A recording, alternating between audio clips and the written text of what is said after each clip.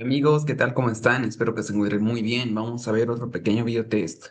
Pregunta uno. Un recién nacido de 30 semanas de edad gestacional, hijo de madre con rotura prematura de membranas de 12 horas de evolución, sin corticoides antenatales, inicia a los pocos minutos de nacer un cuadro de dificultad respiratoria progresiva con polipnea, quejido audible y retracción intercostal marcada. La radiografía de tórax muestra un parénquima pulmonar con aspecto de vidrio esmerilado y broncorrama aéreo. ¿Cuál es el mecanismo fisiopatológico principal que caracteriza a esta patología? Infección conatal por Streptococcus agalactiae con foco de consolidación bronconeumónica, cierre prematuro de ductus arterioso que genera hipertensión pulmonar persistente, aspiración de líquido amniótico meconial que genera neumonitis química, retraso de reabsorción de líquido pulmonar fetal por falta de compresión torácica o deficiencia del surfactante que conduce a atelectasia celular y shunt intrapulmonar. Bien, preguntita que parece compleja, pero hay datos que sí lo vuelven un poco más fácil. Acá nos dice de 30 semanas, pues es un prematuro, pero no tanto como para pensar en la alternativa D. Esa hace referencia a una taquipnea transitoria del recién nacido, que sí puede estar entre las 36 semanas aproximadamente, pero acá es 30 semanas, no cuadra. Luego, pues igual esta, la alternativa C, esto se da en un SAM, síndrome de aspiración meconial, probablemente en un post-término. Acá tiene 30 semanas. Ya viendo más a fondo, pues este cierre prematuro del ducto arterioso no, es todo lo contrario, es una persistencia del ducto arterioso, pero aún así, igual es incorrecto. Y ya nos quedan dos alternativas, deficiencia del surfactante por neumocitos tipo 2 o será una infección conatal. No que tiene un virus esmerilado, pues acá nos habla de consolidación. Igual y no siempre es una consolidación. Esto de las bacterias nos tenía que, perdón, de la infección nos tenía que dar datos propios de la infección. Y acá pues solamente nos habla de este cuadro de dificultad respiratoria progresiva.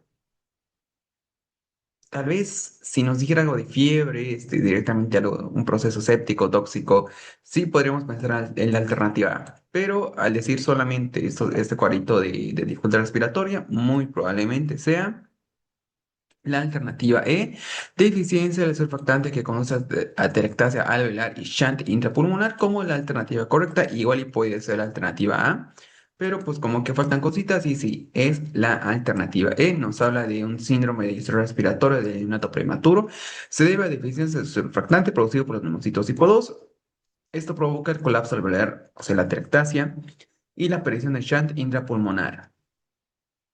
La insuficiente expansión alveolar incrementa el trabajo respiratorio con hipoxemia refractaria. Clínicamente habrá taquipnea, respiraciones intercostales, aletía nasal y en la radiografía nos mostrará vidrio esmerilado. Vamos a la pregunta número 2. Una madre trae a su hijo de 2 meses de vida, nacido de término previamente sano, a urgencias. Relata que hace una hora, mientras el lactante dormía, presentó una pausa respiratoria de aproximadamente 25 segundos, asociada a palidez peribucal. Al notar esto, la madre lo tomó en los brazos y lo estimuló, tras lo cual el niño lloró y recuperó el color y tono normal de inmediato. El examen físico actual, pues el lactante está vigil, reactivo, con signos vitales normales, y el examen físico o el examen segmentario no hay hallazgos patológicos. ¿Qué podrá hacer todo esto? Una apnea obstructiva del sueño, derivamos otorrino, episodio de reflujo gastroesofágico fisiológico, indicamos posición de prono, un evento breve resulta de causa inexplicable, pues observamos educación, crisis epiléptica focal donde vamos a hospitalizar el electroencefalograma y damos una orbital, o una apnea del prematuro, pues iniciamos tratamiento con cafeína por vía oral. Acá la alternativa E es la menos probable. Esto, pues, apnea de prematuro, tenía que haber sido prematuro, ya que nos habla de nacido a término, o sea, totalmente incorrecta. Otra que igual es incorrecta es la alternativa de crisis epiléptica focal, porque pues acá, ¿qué es lo que nos decía? Madre lo tomó en brazos, se estimuló, recuperó su color, todo normal. El examen físico está vigil, reactivo, está todo bien, todo bien. Por lo general, pues en una crisis epiléptica pasa que no al estimularlo, pues como que no reacciona a los 25 segundos o no reacciona de inmediato. E incluso pues habría movimientos tónico-clónicos. Acá no lo explica así. Solamente que le dormía, presentó pausa respiratoria, anotar eso como que le estimula y pues ya está bien. Así que, y que sea todo de inmediato, incorrecto. Ya nos queda tres. Apnea obstructiva del sueño tenía que ser alguien que ronca. Y pues bueno, estos niños, acá es un lactante de 2 meses, tal vez por, no sé, raramente, pienso yo, una hipertrofia de amígdalas podría ser, pero aún así a los 2 meses pues es un poco rarito. Y nos queda dos. El reflujo gastroesofágico fisiológico, pues es el vomitador feliz, o que voy a vomitar, pero es un reflujo gastroesofágico fisiológico. Así que vomita un poquito, pero tampoco es esto patológico. Y aún así, que es muy parecido también, porque es como que se puede ahogar un poco. Posición prono está mal. Esto aumenta la muerte súbita del lactante. Entonces, pues no vamos a colocarlo en prono. Está totalmente contraindicado, lo cual nos deja con la alternativa C, un evento de causa inexplicable que, pues bueno, pasó, estuvo bien, o se resolvió sin reanimación cardiopulmonar, que duró menos de 1 minuto, pues son datitos que nos hacen pensar en que sí fue algo de bajo riesgo. Y la explicación que nos dice, para que un evento sea catalogado como BRUE, debe ocurrir en un lactante de menor a 1 año que presenta uno más de los siguientes elementos, como por ejemplo la cianosis, la ausencia, que dure la apnea 25 segundos, cambio marcado en el tono muscular y alteración a nivel de respuesta. También que este punto clave, al ser inexplicable tras una amnesia, tras una anamnesis y un examen físico cuidadoso, pues es claro, es muy claro. Y será de bajo riesgo por la edad gestacional, la duración, la frecuencia, la intervención, más que todo de todos esos parámetros. La duración es clave, la frecuencia también, y yo diría esto de la edad gestacional. Por lo demás, educación, observación, porque no solamente que lo vamos a decir, bueno, esto es así y ya no volverá a pasar, sí o sí debemos observar a este lactante, pues por al menos cada 2 días o a las 48 horas.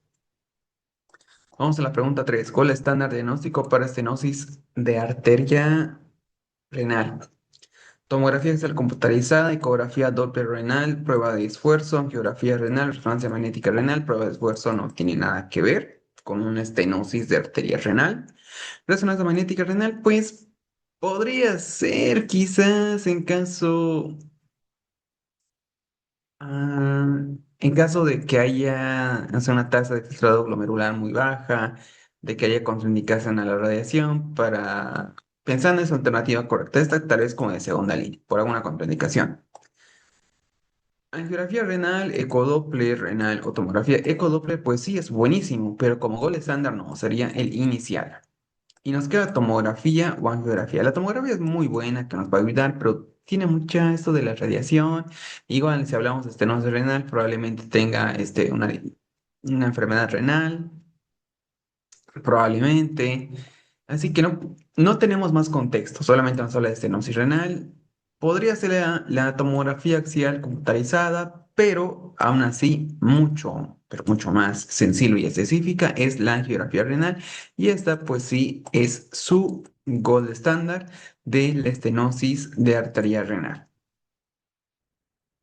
Entonces, pues estamos en correcto. Nos dice que esta técnica utiliza contraste y radiografía para obtener imágenes de alta resolución. Permite la visualización anatómica directa, facilita la planificación de procedimientos neuroscolares y ofrece mayor precisión diagnóstica. Muy bien, vamos a la pregunta número 4. Un médico de atención primaria se encuentra atendiendo a un paciente con múltiples comorbilidades. Para asegurar que el manejo de la hipertensión y diabetes se ajuste estrictamente a las últimas guías de práctica clínica nacional, el profesional utiliza una herramienta informática integrada en la ficha clínica electrónica que le proporciona alertas, recordatorios, recomendaciones basadas en la evidencia en el punto de atención. ¿Cómo se denomina esta técnica? ¿Cómo se denomina técnicamente esta herramienta? Registro de estadística mensual, guía de referencias rápida impresa, sistema de triaje telefónico, sistemas de apoyo a la decisión clínica, auditoría retrospectiva. Esta auditoría retrospectiva pues es la incorrecta porque a una auditoría pues es una revisión sobre un caso, sobre un paciente, pero retrospectiva, o sea que en el pasado. Otra que sí está mal y que probablemente nos confundamos como correcta sería la guía de referencia rápida impresa. Guía de referencia rápida, pues buenísimo, pero impresa no, si nos habla esto de una herramienta informática integrada, de todas estas cositas, pues algo impreso será antiguo, algo antiguo. Sistema de triaje telefónico, no, eso es para categorizar la severidad de los pacientes y no tiene nada que ver con esta herramienta. Nos queda dos, registro estadístico mensual o sistema de apoyos de la decisión clínica, pues sistemas de apoyo de la decisión clínica será lo correcto, ya que este registro de estadística mensual, no sé, atención de los pacientes por mes, y ahí vemos estadística. Puede ser sobre cualquier ámbito, sobre el uso de fármacos, este, la calidad, la efectividad, pero acá lo correcto será pensar en la alternativa D, ya que estos sistemas de apoyo a la decisión clínica integran guías con datos del paciente para ofrecer sugerencia diagnóstica y manejo. La función principal es ayudar a la toma de decisión respecto a la clínica. Muy bien, vamos a la pregunta número 5. ¿Qué procedimiento intervencionista puede aliviar hipertensión portal en insuficiencia hepática aguda complicada? Biopsia hepática, revascularización coronaria, colecistectomía, ligadura de varices esofágicas, TIPS. Hipertensión portal en insuficiencia hepática complicada. Acá no nos habla esto de que está sangrando, de varices esofágicas sangrantes. Incluso acá dice perioral, pero si fuera esofágica, pues igual estaría incorrecta. Mm, a no ser que sí estuviera pues sangrando, ahí sí, pero acá no. Incorrecto. Colecistectomía no tiene ninguna relación. Revascularización coronaria para enfermedad coronaria, biopsia hepática, no sé, para saber el por qué, tal vez, de la causa definitiva. Pero acá los tips, sí son lo correcto, pensando en algún sistema para aliviar una insuficiencia hepática aguda complicada, pues estamos en lo correcto. Nos dice que consiste en crear un canal dentro del hígado para conectar la vena porta con una vena hepática mediante un stent cubierto, reduciendo la presión portal y descomprimiendo el sistema esplénico. Así disminuimos el riesgo de sangrado por varices y mejoramos el control de la ascitis. Pregunta, pues estaba algo sencillo. Vamos a la pregunta 6. Durante el mes de enero, el equipo de epidemiología de una Seremi de salud detecta un aumento inusual de casos de hepatitis A en una comuna específica. Para determinar las medidas de control, vacunación de contactos y cierre de casinos sospechosos, está siendo efectiva, están siendo efectivas y establecer si el brote es de fuente común o propagada. El equipo debe analizar la distribución de los casos en el tiempo. ¿Qué herramienta es la más adecuada para ese monitoreo diario? Monitoreo diario hacia el futuro, monitoreo diario desde este punto hacia allá. Pienso que sí vale la pena recordar esto. Nos habla desde este punto hacia el futuro, no hacia el pasado. No estamos comparando datos, ya que si se dan cuenta en las alternativas, hay dos que son muy parecidas. Bueno, todas son, o nos dice diagrama de control de procesos, tasa de ataque secundaria, índice de incidencia acumulada, curva epidémica, canal endémico. Este diagrama de control de procesos es totalmente incorrecta. Esto, pues creo que lo veíamos en un tema de administración de hospitales, algo por el estilo. Acá no. Tasa de ataque se refiere a la contagiosidad, índice de incidencia, los nuevos casos entre la población de riesgo. Y nos quedan dos, las que les comentaba al inicio, curva epidémica o canal endémico. Acá una diferencia clave es que este canal endémico, pues sí ayuda de cierta manera. Igual, y por la endemia, pues es en una sola comuna, en una sola población. Acá podemos sospechar que sea eso, pero al decirnos canal endémico. Se refiere a comparar datos con, por ejemplo, acá hay una enfermedad y lo quieren comparar con lo mismo que hubo hace varios años. Pues obviamente sí puede ser algo parecido, pero cambia mucho la variabilidad y más si pensamos en una hepatitis A como sospecha de brote. Acá pienso que pues, puede ser un brote y bueno, si lo vemos de esa manera, estaría incorrecto. Igual y podría ser lo correcto, pero No estamos comparando nada, no estamos comparando hace años con algo nuevo, estamos viendo bueno, sí estamos viendo una comuna específica, pero más sería algún brote en el contexto de epidemia, que incluso nos habla de estancias efectivas y establecer si el brote es de fuente común o propagada. Ya nos habla de un brote. Si pensamos en una curva epidémica, pues acá estamos viendo esto de todos los parámetros. Primero desde que inició, la media, la contagiosidad también puede estar acá adentro, la magnitud. Una curva epidémica es mucho más completa. Esto pues para un brote. Y estamos bien. Nos dice que esta curva epidémica se construye y actualiza los casos nuevos registrados diariamente, mostrando la evolución temporal de un brote o epidemia. Acá en el contexto de brote sí me parece correcto. Incluso eso nos decía acá en el enunciado. Permite evaluar la tendencia de aumento, estabilización o disminución de casos, ayuda a determinar el aumento de exposición y tipo de propagación. Vamos a la pregunta número 7. Paciente presenta contracciones involuntarias y sostenidas del músculo orbicular de los ojos, que le provocan un cierre forzado e incontrolable de los párpados, llevando a una ceguera funcional. ¿Cuál es el tratamiento de elección para esta distonía focal llamada blefaroespasmo? Benzodiazepinas orales altas dosis, cirugía de estimulación cerebral profunda como primera línea, antipsicóticos, levodopa, inyecciones periódicas de toxina botulínica en los músculos orbiculares. Bueno, una pregunta que, no sé, está un poco rarita. Igual y levodopa es para de Parkinson. Acá no tiene Parkinson, si no, sí, tal vez se lo podría llegar a utilizar. Antipsicóticos, no, estos más bien van a aumentar la distonía o tienen riesgo de aumentar la distonía como razón adversa medicamentosa. Benzos, cirugía, inyección. Esta cirugía de estimulación, pues puede ser tal vez un ensayo que esté en estudio, puede ser, ya que como primera línea incluso no, será muy raro. Benzodiazepinas sí, como que nos pueden ayudar, pero lo malo es que acá no nos dice la edad, pero igual y pueden resultar en dependencia, en demasiada sedación, si es que no funcionara una dosis regular para el blefaroespasmo. Quizás como coadyuvante está bien, pero aún así esas inyecciones periódicas de toxina botulínica en los ojos sería lo más apropiado en este caso. Y lo marcamos y pues sí, si estamos en lo correcto, nos habla de que este blefaroespasmo es una distonía focal que afecta los músculos auriculares de los ojos, provocando esos espasmos involuntarios y estrés repetitivo de los párpados. El tratamiento puede ser inyecciones locales y periódicas de toxina botulínica que bloquean la liberación acetilcolina de la unión neuromuscular, lo que produce quimio de inervación y una parálisis flácida. Pregunta, yo lo veo, esa sí estaba un poco compleja.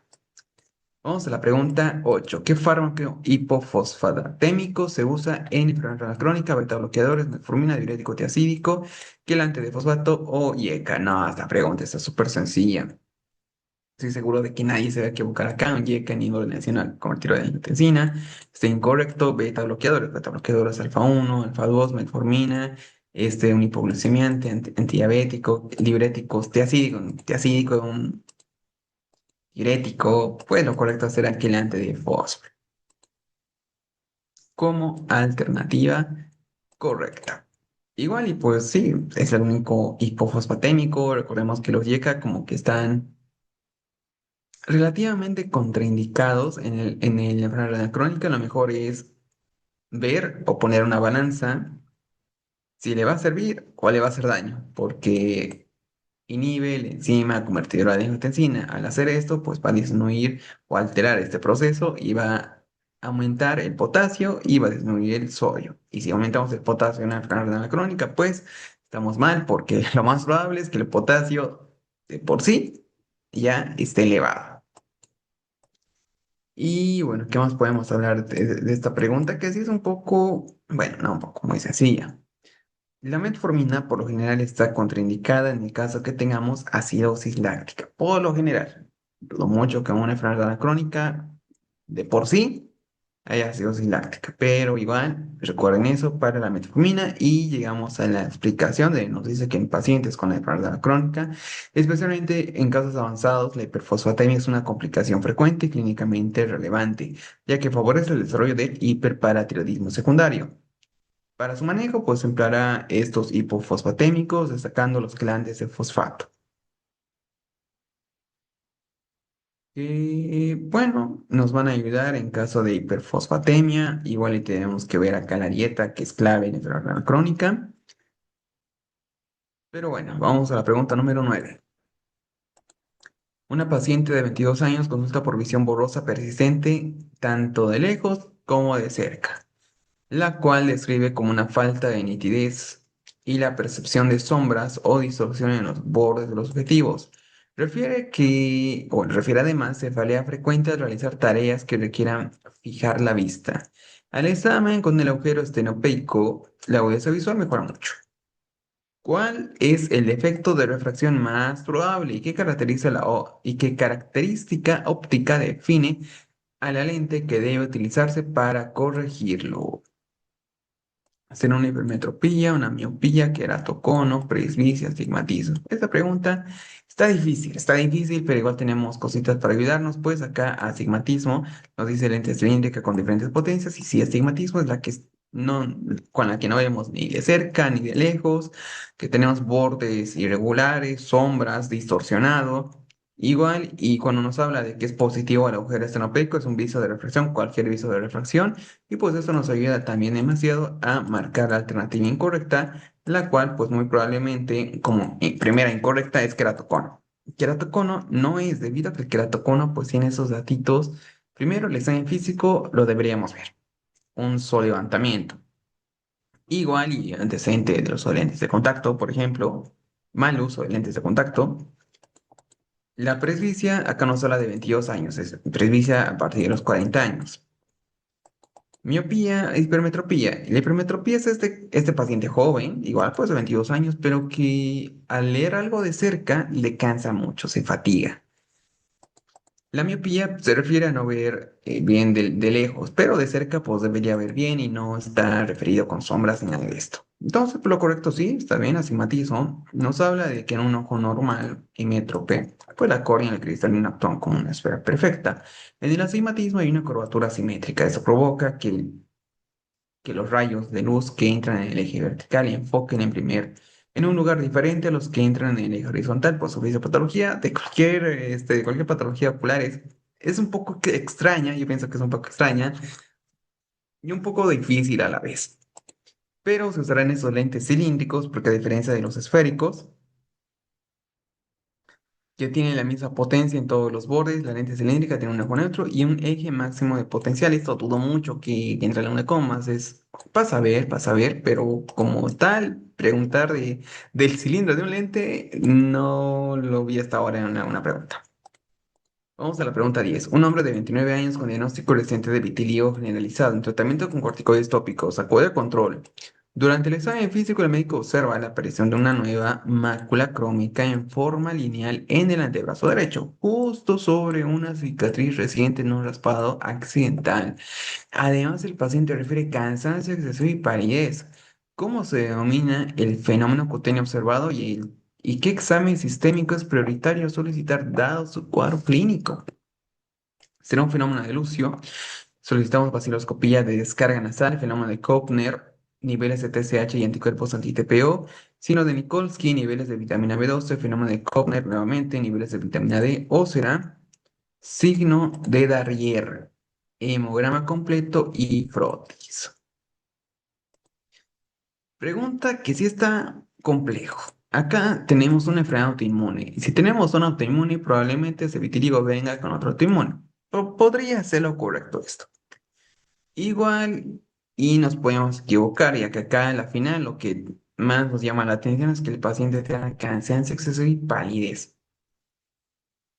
¿Y cuál de esas estará algo relacionado respecto a un cansancio excesivo y palidez? No sé, podrá ser anemia, podrá ser otra cosa autoinmune, otra patología autoinmune. Dentro de las alternativas, pues está la del fenómeno de Lucio. Esa es incorrecta, ya que eso está relacionado a la lepra.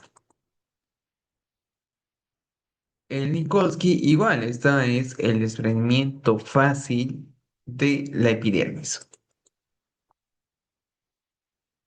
Y ya nos queda tres alternativas. El Darier igual lo podemos descartar porque este Darier es un poco medio que nos puede hacer confundir porque es que al rascado, ojo, al rascado, tararara, rascamos una partecita del cuerpo, aparece abones. Abones que son altamente eritematosos, igual pueden tener algo de edema, pero la clave es que al rascar aparecen los abones. Y no concuerdo. Más que todo con eso de la palidez y cansancio. Y entonces ya nos queda dos, niveles de TSH y anticuerpos en TPO, porque sí, este es un fenómeno de Kovner. El hecho, o sea, el fenómeno de Kovner va enfocado en esta mácula crómica justo donde hay lesiones. Puede ser lesiones por quemadura, traumatismo, herida. Y bueno, ya volviendo acá, ¿será por niveles de vitamina D o TSH? Esto de la D, pues es raro, tenemos que tener una mala absorción de base para pensar en pues, esta vitamina D, que es una liposoluble. Podríamos pensar en osteomalacia, en raquitismo, una gastritis atrófica.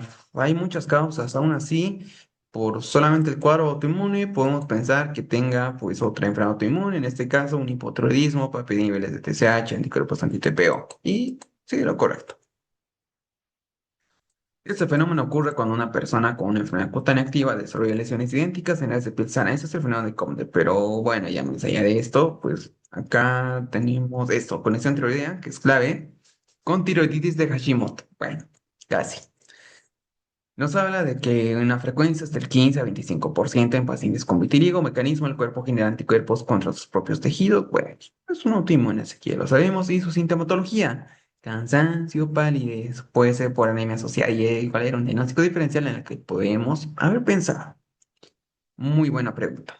Vamos a la pregunta número 11.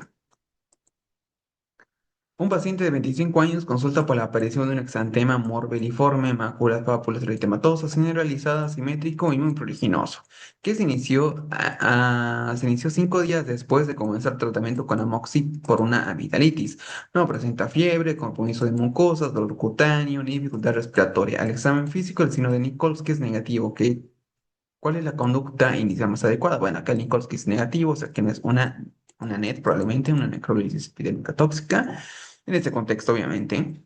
Y bueno, veamos las alternativas, quizás acá igual está una parecida. Hospitalizar de inmediato en una unidad de cuidados intensivos para administración de monoglobulina. Iniciar adrenalina intramuscular inmediata por riesgo de anafilaxia. Mantener antibiótico y asociar prednisona. Realizamos tratamiento con permetrina, suspendemos fármaco sospechoso y damos corticoides tópicos. Y igual es una pregunta difícil. Nos podemos confundir fácilmente nuevamente. Aún así, aunque no parezca, quizá les parezca curioso, algo raro, pienso que la alternativa D puede ser un diferencial muy importante. Esto, pues lo usamos para sarna, tal cual lo dice.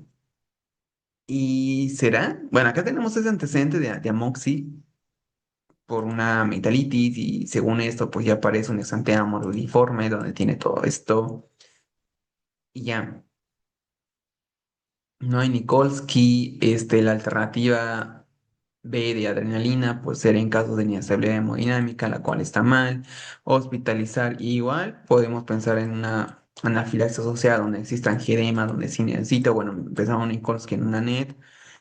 Entonces, pues ya nos queda solamente dos. O suspendemos el fármaco sospechoso y administramos corticoides tópicos y con antihistamínicos, o pensamos en un sarno.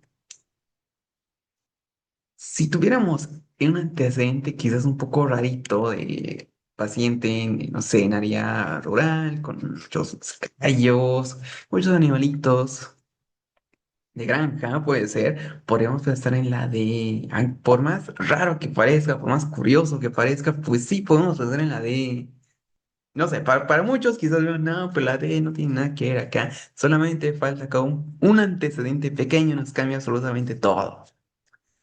Pero bueno, acá sí, doctores deben estar en lo correcto, todos lo están viendo esto. Lo correcto es pensar en la alternativa E, suspender el fármaco sospechoso, corticoides tópicos, porque esto no es algo muy grave. Pero bueno, esto es medicamentoso leve, la primera medida terapéutica es la suspensión, obviamente no vamos a dar así, y unos corticoides tópicos. Vamos a la pregunta número 12. Niño de 6 años con lesiones eritematosas en miembros inferiores, artrales de tobillos de evolución y dolor abdominal. Al examen físico presente edema de miembros tobillos con lesiones en las piernas. ¿Qué examen es el más importante a solicitar? Considerando las complicaciones frecuentes del cuadro que se sospecha: creatininemia, proteína C reactiva, plaquetas, protrombinemia, hematocrito. Mm,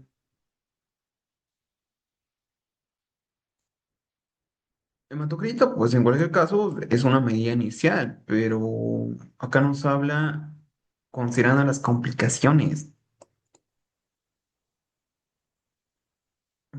Protrombinemia.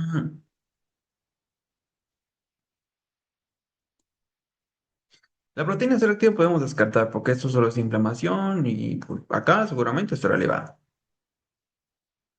A ver, vamos a ver nuevamente. 6 años, lesiones eritematosas. Es que blanquea, no, no blanquea. Bueno, atralgias de tobillos, dolor abdominal, edema en ambos tobillos, ya. Lesiones en piernas. Puede ser por la edad de un Scholling-Enoch o una púrpura trombocitopénica trombótica.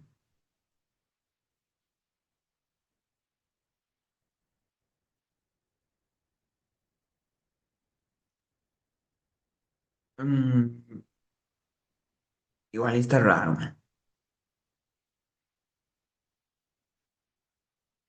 En la trombótica, pues igual no blanquea. Estas lesiones son por la disminución de plaquetas. Pero en la PCH, sí, la PCH, pues creo que lo veíamos que era como en pantalón porque iba muy, pero muy referido a todos los miembros inferiores. Que haya esas lesiones que deberían ser las púrpuras, miembros inferiores, atralgias, todos los miembros inferiores, dolor abdominal.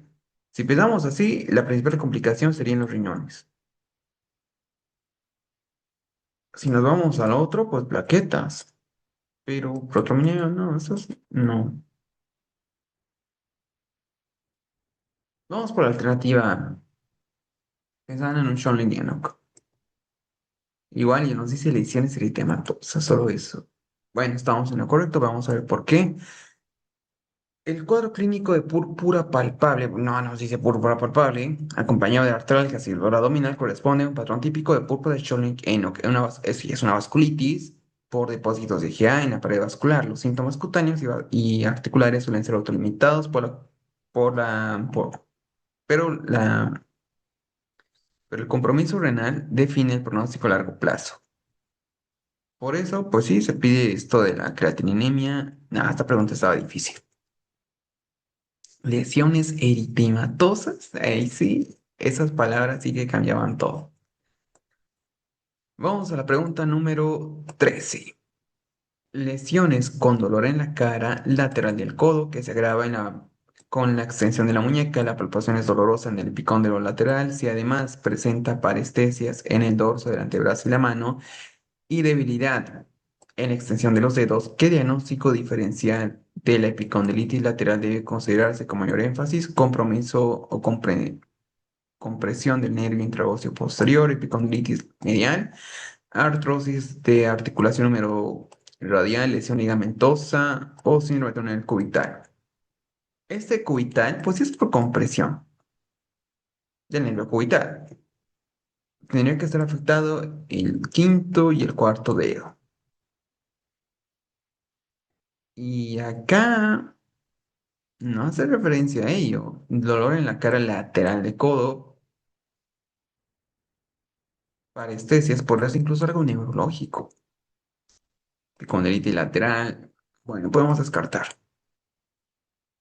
Lesión de ligamento, no. Cuando son lesiones de ligamento, sí o sí debe estar el trauma. El traumatismo, por lo general, sería lo más típico.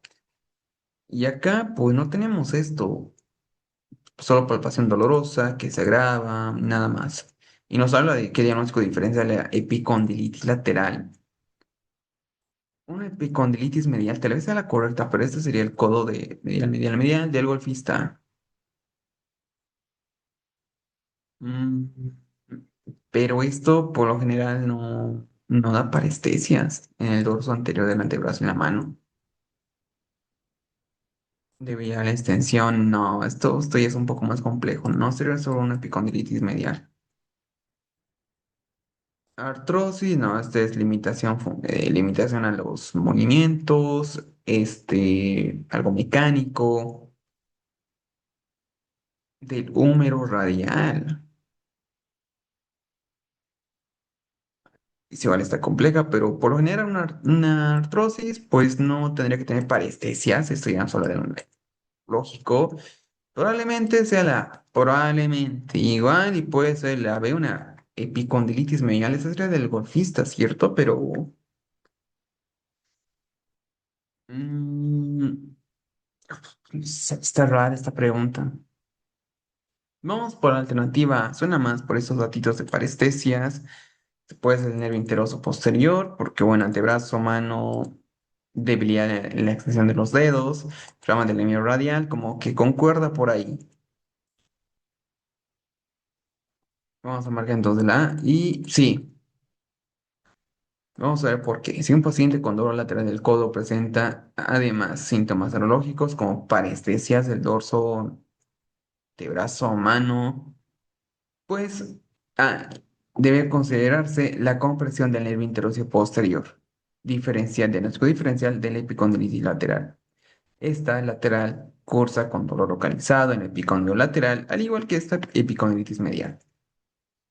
Puede irradiar, pero sin parestesias, y es muy cierto, porque esto ya no solo de algo, pues, mm, algo neurológico ya. El nervio interoso posterior rama motora del nervio radial inerva los músculos extensores de muñeca y dedos, pues puede comprimirse en la arcada de Froseff. Ya datitos mucho más difíciles y diagnósticos descartados de la epicondilitis medial, dolor en la cara interna del codo. El golfista. Síndrome de túnel cubital, síntomas cuarto y quinto dedo, muy cierto, artrosis de codo, dolor en la movilidad, limitación del ramo articular, lesión ligamentosa, inestabilidad articular y pues muy frecuente, secundario a algún traumatismo. Vamos a la pregunta 14. ¿Qué fármaco antihelmíntico se administra como terapia médica en hidatidosis pulmonar? Praziquantel, mebendazol, albendazol, metronidazol, ivermectina. Pregunta sumamente sencilla. ¿Praziquantel se usa para hidatidosis? Se usa para los gusanos. Y los gusanos no están dentro del espectro de la hidatidosis pulmonar. ¿Hidatidosis pulmonar son helmintos o platelmintos? ¿O son otra familia? Déjenlo en los comentarios. Mebendazol, albendazol, metro, pues no, metro es para anaerobios, algunos protozoarios, acá es incorrecto. Ivermectina de segunda línea, tal vez para escabiosis. Esto, sí, para escabiosis puede ser. Y bueno, acá después no nos sirve. Nos queda dos, albendazol, metronidazol y ivermectina igual tiene otra indicación más, escabiosis y una que es parecida. Albendazol, metronidazol, perdón, albendazol, mebendazol, lo correcto es pensar en el albendazol, este es de elección. En el caso no tuvieron, pues llame mebendazol justamente por la absorción, que el albendazol tiene mejor absorción, el mebendazol como que no tiene la mejor absorción. Y al igual, pues bueno, igual sirve, no es que no sirva, solo que es de segunda línea. Albendazol es de elección para edatiosis pulmonar, pues reduce gradualmente el tamaño del quiste, se utiliza como terapia ayudante al tratamiento quirúrgico para prevenir recurrencias, incluso se puede dar antes del tratamiento quirúrgico para que sea un poco más chiquito. En pacientes no candidatos, el albendazol puede emplearse como tratamiento medio exclusivo, con vigilancia, y con mucha vigilancia. Igual, y pues sí, este es mucho mejor lo que ocurre por su absorción y su metabolismo, el albendazol. El mebendazol tiene mucho menos absorción. Vamos a la pregunta 15. ¿Qué pauta dietética se recomienda de enfermedad crónica para proteica restricción? 1,5 a 2 gramos de proteína, 0,6 a 0,8 libre, 2 o 0,2. Ah, pregunta difícil. Acá por lo que debemos saber es que más de uno está mal. O sea, más de un gramito, no, porque vamos a grabar la disfunción renal. Entonces, pues la A está, la C está totalmente mal y estas. Nos queda dos, la B o la E, 0,2 o 0,6 o 0,8. Quizás 0,2 sea demasiado poco, pero 6 a 0,8 como que se acerca al uno y si está más de uno está mal. Bien, pregunta que está súper compleja por lo general.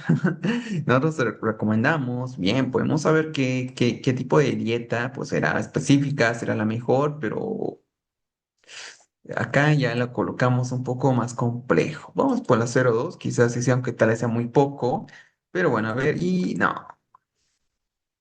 era la pregunta, era la alternativa B. En pacientes con enfermedad renal crónica o una reacción moderada de proteínas de 0,6 a 0,8 contribuye a reducir la carga nitrogenada y ralentizar la progresión del daño renal al disminuir la producción de desechos urémicos y la hiperfiltración glomerular. Una pregunta súper difícil. Vamos a la pregunta número 16. ¿Cuál es el mecanismo principal del hipertiroidismo en la fase inicial de una tiroiditis destructiva? Aumento de la síntesis de nuevo de hormonas tiroideas estimuladoras por TRAP, conversión periférica de T4 a T3, mutación conversadora activadora del receptor TSH, producción ectópica de TSH, liberación pasiva de hormonas tiroideas. Mm, Producción ectópica sería algo relacionado a una neoplasia, tal vez, porque haya una producción ectópica.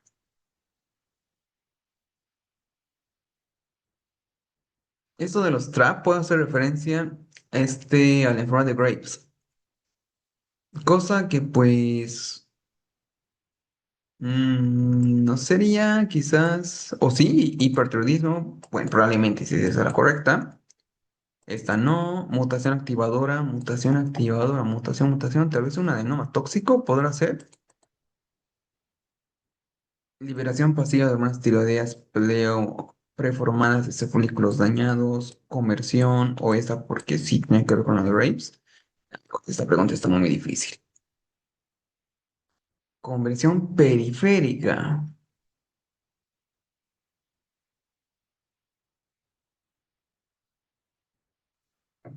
La liberación pasiva podrá ser, vamos por, bueno, entre la B o la E, cualquiera de dos puede ser. Sí está muy complejo. Conversión periférica, mitad de T4 de 3 no me parece lo correcto. Vamos a marcar tal vez la E, o igual puede ser la A. Vamos a por la mejor, una Graves. Aquí no, no, era la E. Vamos a ver por qué. Las tiroiditis destructivas o aguda granulomatosa silente posparto, la glándula sufre un proceso inflamatorio que daña los folículos tiroideos. El daño produce liberación pasiva y no controlada. Las hormonas tiroideas preformadas T3 y T4 almacenadas en el coloide. Esto ocasiona una fase transitora de tirotoxicosis. Esta síntesis hormonal de nuevo está disminuida o detenida en la inflamación y TSH suprimida. La captación de radioactivo está baja o es baja, reflejando la falta de síntesis. En contraste, el Graves y granuloma tóxico, el hipertiroidismo se debe a hiperfunción granular por TRAP o mutaciones activadoras del TSH. Pregunta súper compleja, muy difícil. Vamos a la pregunta 17. Un paciente de 75 años presenta síncope de esfuerzo. Al examen físico se esculta un soplo sistólico y activo en el segundo espacio intercostal derecho, tiradiada carótidas y un pulso carotídeo de ascenso lento. Parvus, tarus. ¿Cuál es la conducta más adecuada? Solicitamos un ecocardio Doppler y hablamos cirugía.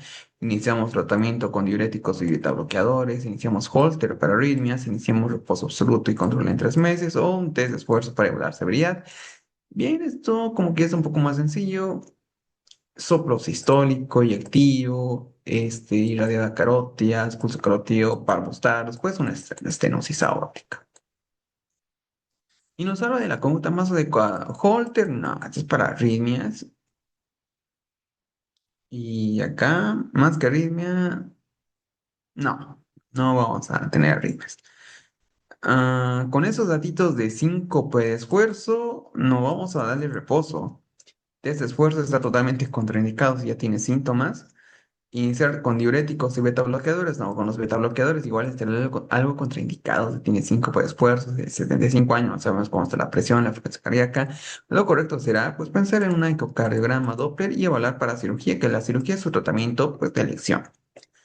El ventrículo izquierdo puede compensar la obstrucción durante años de hipertrofia. Sin embargo, cuando aparecen síntomas, significa que el ventrículo izquierdo ya no puede mantener el gasto cardíaco. El síncope de esfuerzo ocurre porque los ejercicios, los vasos y los músculos se dilatan, pero el corazón no puede aumentar el flujo de sangre a través de la válvula estrecha, lo que provoca una caída súbita de la presión y falta de oxígeno en el cerebro. El ecodoppler, pues, será el examen de elección. Va a poder ver área, la área vulvar aórtica, el gradiente medio, la velocidad máxima y su tratamiento pues será quirúrgico, nada más. Vamos a la pregunta número 18. ¿Qué fármaco ayudante puede facilitar el paso de los cálculos cerebrales? Tamsulosin, furosemida, metformina, nitrofurantoína, prednisona. Igual está sencilla, pues la prednisona no tiene nada que ver acá. Es antiinflamatoria, pero aún así, pues podemos tener incluso complicaciones o reacciones adversas medicamentosas para un cálculo ureteral son mucho peores que sus beneficios. Nitrofurantoína, pues es para una cistitis, metformina, un glucemiante está mal, furosemida y tamsulosina. La tamsulosina es un bloqueador alfa 1 que pues bueno, al final nos sirve para ayudar a la relajación del músculo liso y de esta manera pues es mucho más fácil, facilita el paso, pero la furosemida pues si ya vemos otro razonamiento, igual puede ser que aumentando esto de la excreción, porque es un diurético, empuje al cálculo. Pero ojo, ¿qué es mejor? ¿Que pase tranquilamente o que hay una fuerza externa que empuje? Pues lo mejor es que pase fácilmente, más que con una fuerza, porque si estamos con fuerza podemos igual lesionar el epitelio que tenemos ahí o los vasitos que estén ahí.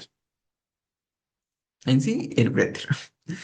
Entonces, la tamsulosina es un bloqueador selectivo de los receptores alfa-1 adrenérgicos que actúa principalmente sobre el músculo liso. Tal cual,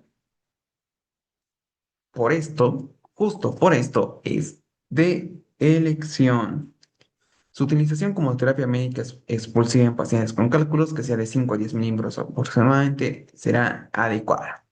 Vamos a la pregunta número 19. ¿Qué hallazgo psiquiátrico crónico se asocia al consumo excesivo de alcohol? TOC severo, trastorno de ansiedad simple, bipolar tipo 1, esquizofrenia paranoide, demencia alcohólica. Bueno, pregunta fácil. TOC no tiene nada que ver. Ansiedad, sí hay ansiedad, pero simple no sería lo correcto. Bipolaridad, en estudio, pero no problema con. Esquizofrenia paranoide, no, está totalmente errado. Sí, sí puede estar errado, pero igual como que de cierta manera puede existir, así que nos vamos a cerrar a estos temas de psiquiatría, pero pues lo correcto será pensar muy probablemente en esta demencia alcohólica, la cual sí es la correcta, porque pues se manifiesta como un déficit progresivo que afecta la memoria, atención, funciones ejecutivas, se observará una atrofia cortical, evidenciando así la pérdida de tejido cerebral por toxicidad prolongada. Pregunta está súper sencilla. Y vamos a la pregunta número 20. ¿Qué fractura se asocia con mayor mortalidad en osteoporosis? De nariz, clavícula, cadera, falanges, costilla aislada. Esta pregunta, no tenemos un contexto claro, si es en pacientes adultos mayores, si es en pacientes, niños, jóvenes, adultos, mujeres embarazadas, gestantes, pues no tenemos algo claro. Al no tener esto, pues nariz sería sumamente raro, clavícula quizás no, es muy molestoso, sí, pero hasta ahí. Cadera, sí, sería la principal. Falanges, no, igual molestoso, pero hasta ahí. Costillas, sí, en un adulto mayor, pues una costilla aislada tiene riesgo de mortalidad. Aún así, tal vez como segunda opción, mientras que eso de la cadera, pues le gana por muchísimo. Tal vez en niños podría ser algo discutido. Aún así, pues de todas estas, como que la de cadera es la que tiene más mortalidad. Costilla aislada, quizás en adultos mayores sí tenemos igual para pensar, pero cadera es la número uno y estamos en lo correcto. La fractura de cadera en pacientes ancianos, bueno, era paciente adulto mayor con osteoporosis, pues será una complicación de las más graves por su alta morbimortalidad. 20-30% de mortalidad en el primer año. Pues pregunta buenísima, pero acá como que hubiera sido mejor que lo explicara así, aquí la preguntita, diciéndonos como que es un paciente adulto mayor, que esto, que el otro, hubiera sido muy bueno, pero aún así se entendía, o al menos por la fractura de cadera, sí la más importante, y de segunda, igual la costilla pienso que así es clave. Pero bueno, ya acabamos el video test de hoy, vimos preguntas Complejas, de moderada a compleja, pues, más complejas. Igual y pienso que todos ustedes sí marcaron bien la alternativa 15 y 16, que fueron en lo personal muy difíciles, esa especialmente la de 15, la pregunta 15 está sumamente compleja, pero bueno, estoy seguro que sí, que ustedes sí la respondieron muy bien. Así que bueno, ya acaba el video desde hoy, nos vemos en otro video y sigamos